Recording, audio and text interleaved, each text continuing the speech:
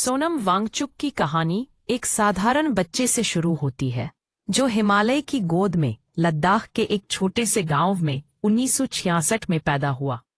उस समय सरकारी स्कूलों में पढ़ाई हिंदी और उर्दू में होती थी, जबकि घर की बोली लद्दाखी थी। सोनम पढ़ाई में पिछड़ा कहा जाने लगा, लेकिन उस संघर्ष ने उसके भीतर एक सपना बो दिया, शिक्षा को स्थानीय जरूरतों के मुताबिक बदलने का सपना।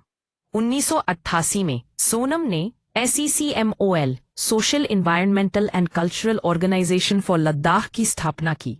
यह एक वैकल्पिक स्कूल था जहां बच्चे सिर्फ किताबों से नहीं बल्कि खेतों, मशीनों और प्रयोगों से सीखते। शिक्षा पहली बार उनकी जिंदगी से जुड़ती और लद्दाख के बच्चे खुद को नाकामयाब से काबिल मानने लगे। लेकिन लद्दाख की सबसे बड़ी चुनौती थी पानी। सोनम ने इसका हल निकाला, आइस स्तूप से, एक ऐसा नवाचार जिसमें सर्दियों में पानी को बर्फ के रूप में संजोकर गर्मियों में खेतों तक पहुंचाया जा सकता था। यह सिर्फ विज्ञान नहीं था, बल्कि किसानों के सपनों को सींचने वाला एक जीवनदायी चमत्कार था। हर नई सोच के रास्ते में बाधाएं की, फंड की कमी, सरकारी उपेक्षा और समाज की शंकाएं। सोनम को अक्सर कहा गया कि उनके सपने व्यावहारिक नहीं, लेकिन उन्होंने हार नहीं मानी। उनकी जिंदगी खुद शिक्षा और नवाचार का सबूत बन गई। 2019 में अनुच्छेद 370 के बाद लद्दाख को केंद्र शासित प्रदेश बनाया गया।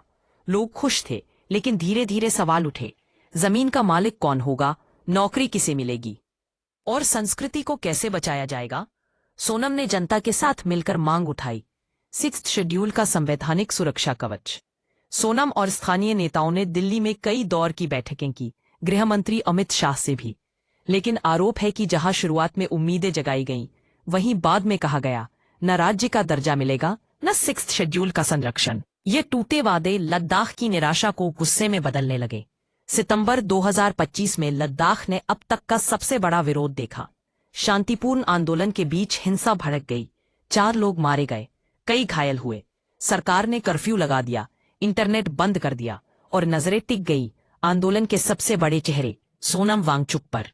26 सितंबर 2025 को सोनम को हिरासत में लिया गया। आरोप था कि उनके भाषणों ने माहौल भड़काया। परिवार का कहना था, सोनम ने हमेशा अहिंसा और संवाद का रास्ता चुना। लेकिन आज लद्दाख का ये बर्फ का आदमी राजस्थान की तपती जेल में कैद है। सोनम की गिरफ्तारी ने पूरे देश और दुनिया को चौंका दिया, कहीं समर्थन, कहीं विरोध। लेकिन असली सवाल वही है, क्या विकास के नाम पर किसी क्षेत्र की आवाज को दबा देना समाधान है या संवाद ही रास्ता है। सोनम वांगचुक, जिसने शिक्षा को जीवन से जोड़ा, बर्फ को पानी में बदला और संघर्ष को उम्मीद में। उनकी कहानी हमें याद दिलाती है कि सपने देखने वाले अक्सर जेल की दीवारों से भी बड़े होते हैं। सवाल ये है, क्या सरकार का उन पर के नेशनल सिक्योरिटी एक्ट लगाना सही है या गलत।